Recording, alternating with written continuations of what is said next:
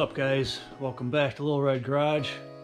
Back out in the shop working on 1978 Dodge Warlock. Today we are going to be bleeding the brake system. So we put on last time a brand new master cylinder. It's pretty much got all new brakes on this truck, all new brake lines, everything. The only thing that left original are these front lines here that go down to the proportioning valve. So everything is fresh, all new calipers, all new rear wheel cylinders.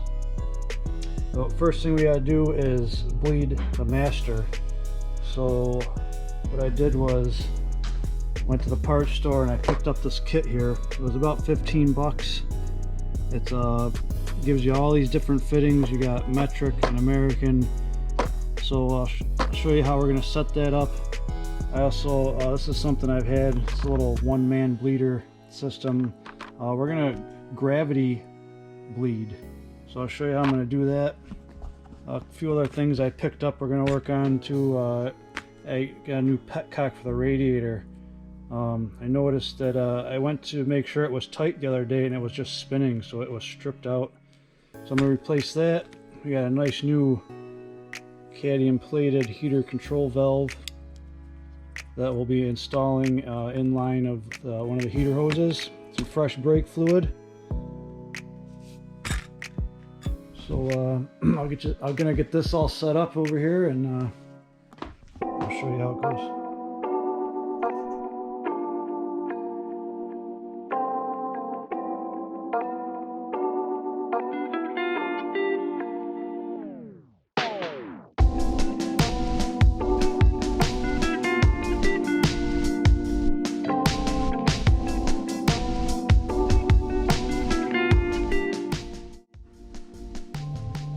Alright, so I got this master bleeder kit set up. I found the correct fittings. They're actually different sizes, so it was nice that that kit provided all the different size fittings here. So you want to loop your hose into the master and get it down as close to the bottom as you can. Obviously you don't want it sucking air. So this is similar to how you would bench bleed a master. I'm just using the truck as the bench, and instead of pumping it with a screwdriver, I'm going to sit in the nice bucket seat and push the brake pedal. So this could take a little bit of time. I've heard as much as 50 to 75 pumps it could take to get all the air out of here. So I'll set you up on the tripod, and I'm going to start pumping away.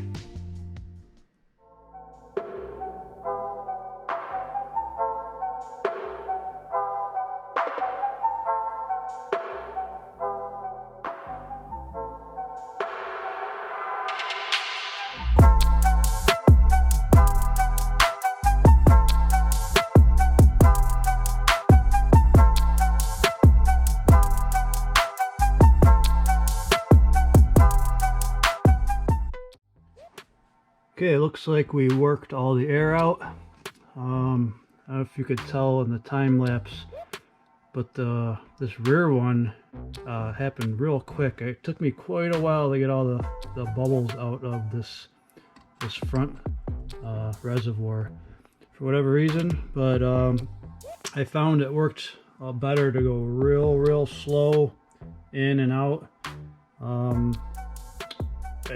especially towards the end. It worked itself out, and now I'm getting no bubbles through the lines here at all, so it's a good sign. That means it should be pretty well bled. So the next step is going to be reattaching the brake lines, and then we'll set up the little bleeder, and I'm going to show you how I'm going to gravity bleed the system. I'm only one guy here, so this is a way you could do it by yourself.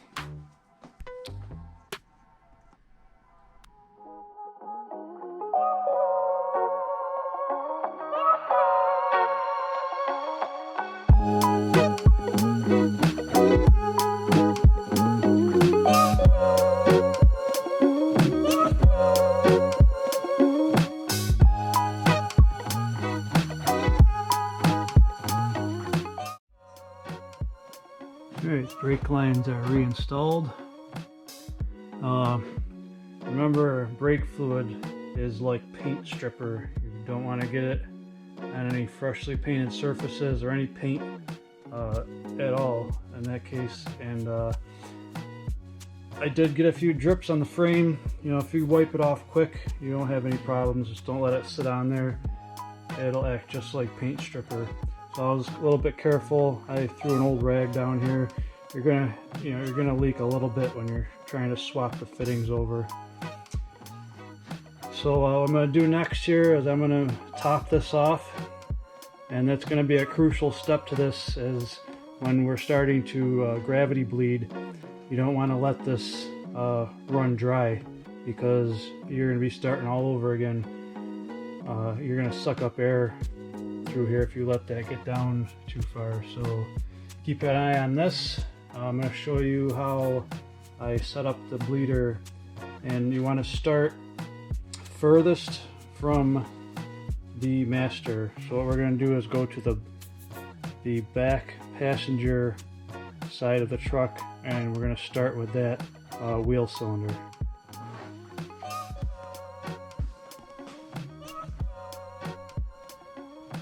Alright, we're set up here under the truck, right rear, furthest from the master.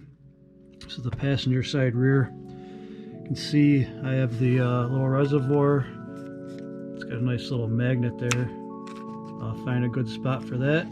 Obviously, we want this to drain from gravity, so we want this to kind of, we don't want it to curve up at all, so just all flow down. You can see it's connected to the bleeder. This hose was a little bit too small for the bleeder. All I did was I heated this up just a tiny bit with a little mini torch, and I was able to get it to seat on there real nice. So what we're going to do is just crack the bleeder.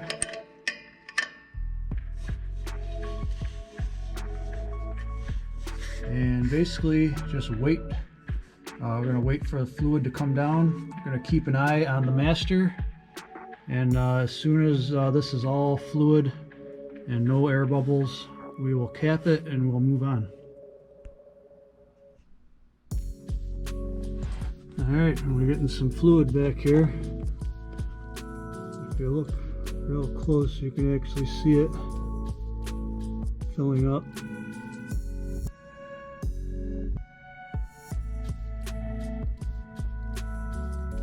So the gravity bleed is working. I did have to kind of get it jump started because this system was completely empty, fresh everything. So I waited probably about 15 minutes or so. I wasn't getting anything, so what I did was I closed the bleeder and I gave the pedal a few pumps. Came back here, cracked it, gave it one good one, and had some nice fluid coming through. And you can see there's no air in the line. I'm gonna let this fill up pretty much to the top. That way, if there was anything, there was just a small piece of line basically from the master to the proportioning valve, and then a little bit after that was original. So I want to make sure that that's all flushed out. It already looks like some nice clean fluid coming through here now. You can even see the difference from the bottom to the top of the little canister there. So we'll let that fill up a little more. I will close the bleeder, and then we will move to the other rear tire. Okay, we're on the right rear, driver side rear. I'm going to crack the bleeder on the wheel cylinder, and same thing, we're going to wait until we get some fluid. There goes my light. I can already see some bubbles flowing here, so it should be a lot quicker than the other side. So I'll set you up on the time lapse.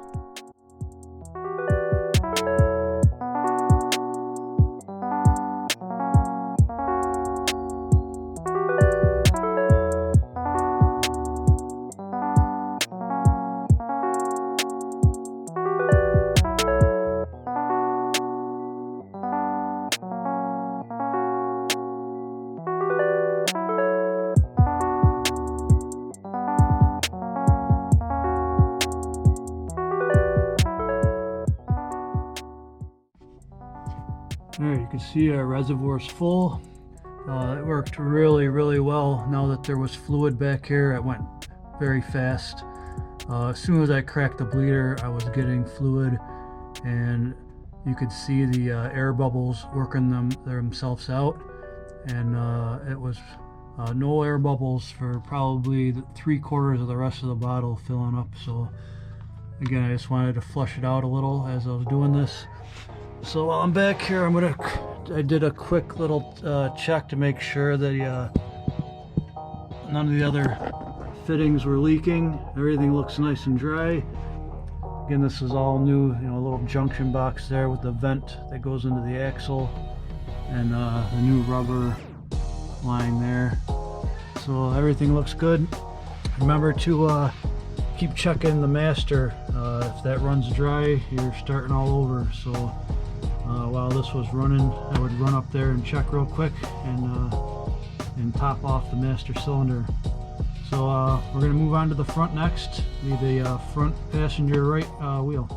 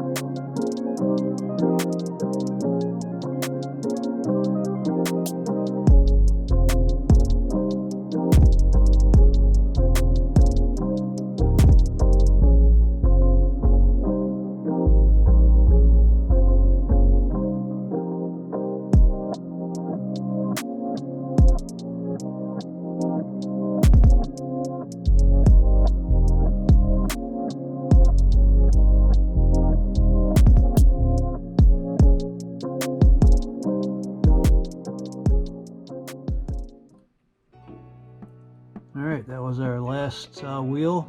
This was the driver's front. Overall went really well. It was actually my first time gravity bleeding, and extremely easy, and it really didn't take that much longer. I've always done it old school, you know, pumping the brakes with a buddy, and this went really well. If you're by yourself, definitely easy way to go. You could see at the end there, I was getting a lot of air bubbles out of this side right up until the end. What I noticed was this bleeder, as soon as I crack it, it was a little bit loose, and I was getting air from around the bleeder. So you could see when I grabbed it at the very end and pushed it in and held it, the air bubbles went away immediately. So the air wasn't coming through the system, it was actually coming right through the threads here. And so we're good to go. I got the I went in, hit the brake pedal. I got a nice pedal. You know, I got just a little bit of movement and then a nice firm. I mean, it would go right to the floor before, so that feels pretty good. Obviously, I won't know for sure until we're up and running, and it's got vacuum and all that, which that's going to be a whole nother issue. I have a feeling, because this motor got a pretty rowdy cam in it, and it doesn't pull very much vacuum. So we might have to, I might be running a vacuum pump. I think I'm only getting like 6 or 8 pounds of vacuum out of this engine, and you need like upwards of 15 to 18, I think, to run a power booster. So definitely not enough vacuum. I think at first I'm going to try to run a vacuum canister, which actually stores vacuum, and when you hit the brakes, it'll provide you with a little bit of a boost. Not sure that's going to be enough. I'm hoping it is. I really don't want to run an electric vacuum pump. They're noisy. You know, it involves wiring and stuff. I was really trying to keep this as simple as I can. There's no electric fuel pumps. There's no unnecessary electric anything in this truck. It's only a 60 amp alternator. So I guess we'll find that out later on. But Remember, keep topping off your master. Other than that, it was pretty simple. And this is also really good for preventative maintenance. If you got a truck that you're driving around, I mean, I'm pretty sure this was only like $10 or $15, and $10 for a quart of fluid, and it was almost perfect. I mean, there's just a tiny little bit left in there, so you could essentially, for $25 by yourself, you could flush your brake system in your truck. That's pretty good preventative maintenance. I mean, brake fluid absorbs moisture, so over time this is going to absorb some sort of moisture, and it could rust out your lines, and it's a good thing to do. So thought that was a pretty good deal there to do for some preventative maintenance. So I still got a couple things I want to work on, and then we'll get this wrapped up. Alright, master cylinder is all buttoned up. I went around, checked all my fittings, all my connections all the way through the truck. We got no leaks. Super stoked to have that checked off the list. So I just went ahead and I started pulling out this petcock. Those of you that are following along, I just installed this 3-row aluminum Champion radiator, and I just had this thought. I was like, I better make sure that the petcock is closed, so when I go to fill this thing, it's not pissing out all over. So I reached down, and so I noticed that the petcock was just spinning, and it wasn't doing anything. So I went online and ordered another nice brass one. It's basically the same thing. It's got a little bit bigger of an orifice there. It really doesn't matter much, it'll just drain faster. But this one does work. You can see the valve opening there. So I guess what happened when somebody went to install this and they tightened it down, and it just dislodged this wing nut from the threads. So it's actually stuck in the closed position, so it wouldn't have leaked on me, but I wouldn't have been able to drain it when I went to do that. Not a big deal. I could just take the whole thing out, but I'm gonna go ahead and I'm actually glad I did pull it out, because it had this huge glob of Teflon tape shoved in there. So this could have got dislodged and went flowing through the cooling system, and nobody wants that. So I like to use this all-purpose multi-purpose thread sealant. So I'm going to get this sealed up and put in the new petcock.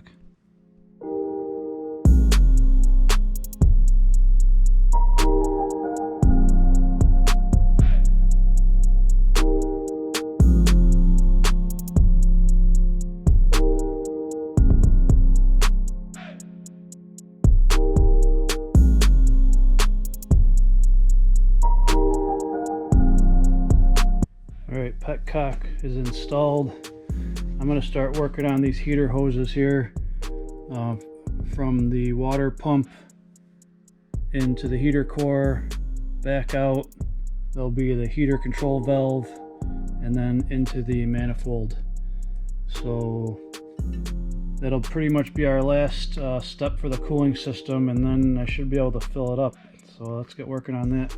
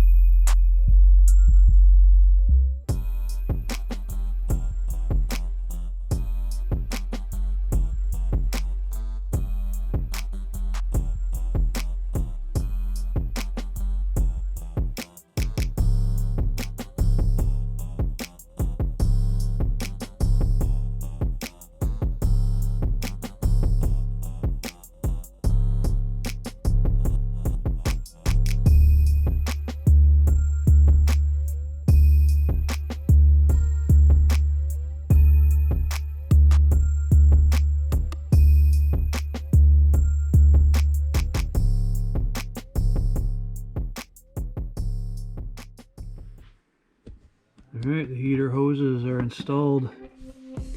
I had to flip this bracket around. I noticed when I put this ground on, I must have didn't realize which orientation it was when I put it back on.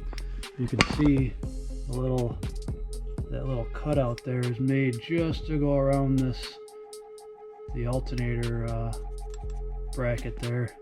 So I found this on eBay at one point. You know, this truck didn't have anything on it. It was just a long block. So I've had to source all these little parts. I think this thing was like almost $30, which is kind of crazy when you're piecing something together like this. But it does its job. It looks really nice. Looks OEM. It fits perfectly. It does a nice job of holding the heater hoses there. There's another part that I had to source. This is like an AN fitting, or it's a billet aluminum piece that threads in here to the manifold. The heater control valve all hooked up. This is actually a new to me cable. It is a OEM used piece that was in pretty nice shape. Mine was all rusted and corroded. The sheathing was all torn and it was rusted inside. So this is a nice new cable. I was functioning it back and forth. And the other piece of the puzzle is the actual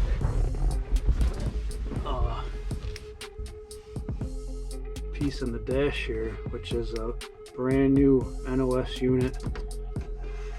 You see all the cables work nice now. The ears were broken off of mine. The switch was locked up, and all the white paint was all messed up on it, and the inside it was all nasty. So this was a really nice upgrade. I paid up a little bit for that piece, but I mean, having all this stuff work again is going to be pretty sweet.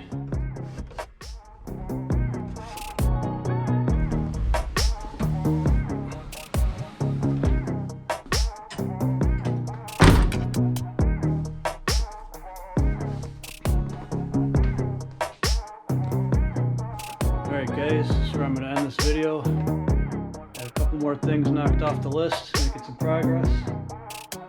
Like and subscribe if you haven't done that.